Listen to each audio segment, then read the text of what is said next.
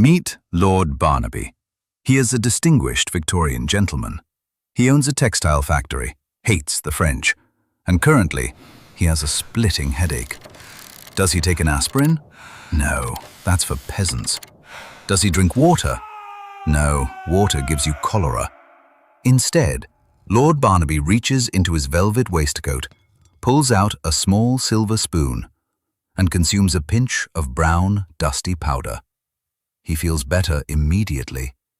He doesn't know it yet, but he just ate the ground-up shoulder blade of an ancient Egyptian priest.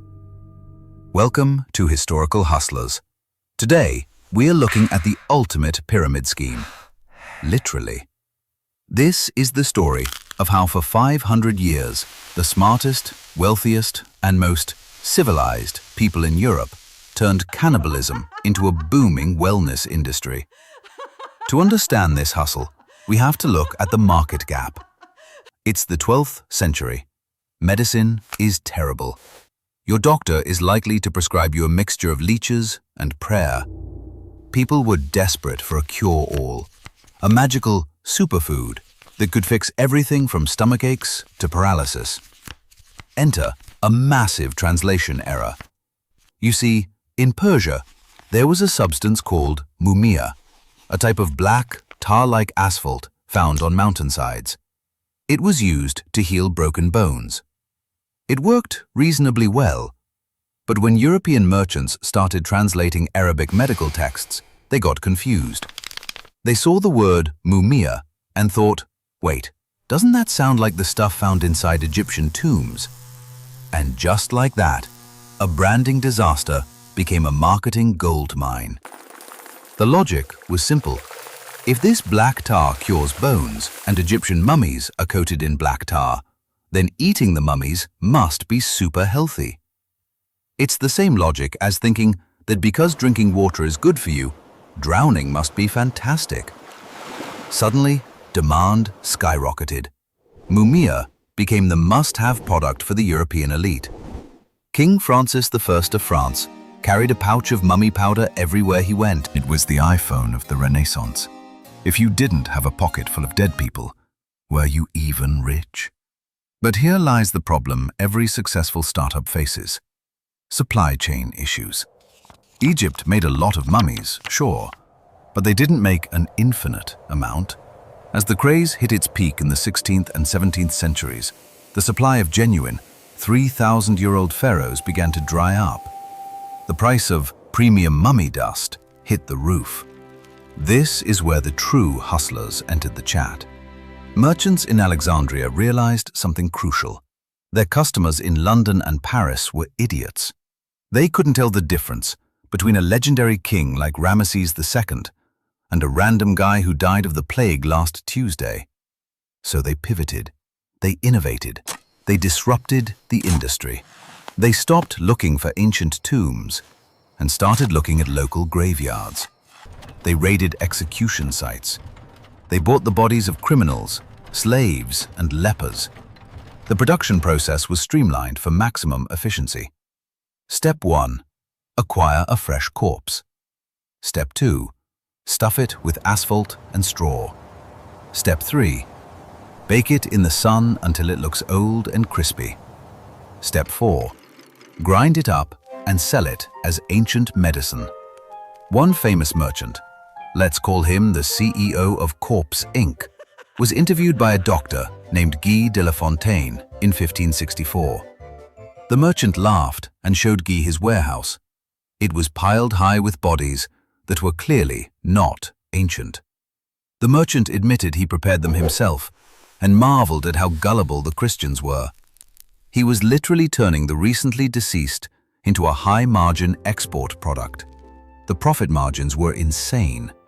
The raw material cost zero, the processing was cheap, and the final product sold for the price of gold. It was the perfect crime, because the evidence was eaten by the customer. But the hustle didn't stop at medicine. Oh no. Diversification is key to any business portfolio. In the 18th and 19th centuries, artists joined the party. Painters realized that ground-up mummy flesh created a very specific, rich, transparent shade of brown. They called it mummy brown. Yes, they were very creative with names. If you go to the Louvre or the National Gallery today and look at masterpieces from the 1700s, there is a very high chance you are looking at a painting made of people. Martin Droling's famous painting, Interior of a Kitchen, is literally painted with the remains of French kings dug up from Saint-Denis. Talk about putting your soul into your art. The pigment was so popular that manufacturing companies like C. Robertson & Co. in London listed mummy in their catalogues, right next to ochre and cobalt blue. They bought limbs by the crate to grind into paint. Imagine being an ancient Egyptian. You spend your entire life preparing for the afterlife. You build a tomb. You pay priests to preserve your body so your soul can return. You expect eternal glory. Instead, 3,000 years later, you end up as a stomachache remedy for a British duke or the background shadow in a painting of a fruit bowl. As we moved into the Victorian era, you'd think science would stop this madness. You'd be wrong. The Victorians loved death. They turned the hustle into entertainment. Mummy unwrapping parties became the hottest tickets in town. A wealthy host would buy a mummy at an auction, invite all their friends over, drink champagne, and slowly unwrap the corpse in the middle of the living room. It was like an unboxing video, but with a dead body. They would cheer as amulets were found in the wrappings. They would gasp at the dried face of the deceased. And sometimes, yes, they would still taste a bit of the dust. The hustle finally collapsed in the early 20th century. Not because people suddenly grew a moral compass, but because the supply finally ran out. One of the last manufacturers of mummy brown paint famously closed up shop, claiming they could no longer source quality Egyptian limbs at a reasonable price. So, what is the lesson here? History often looks back at these people as superstitious fools. But let's be honest.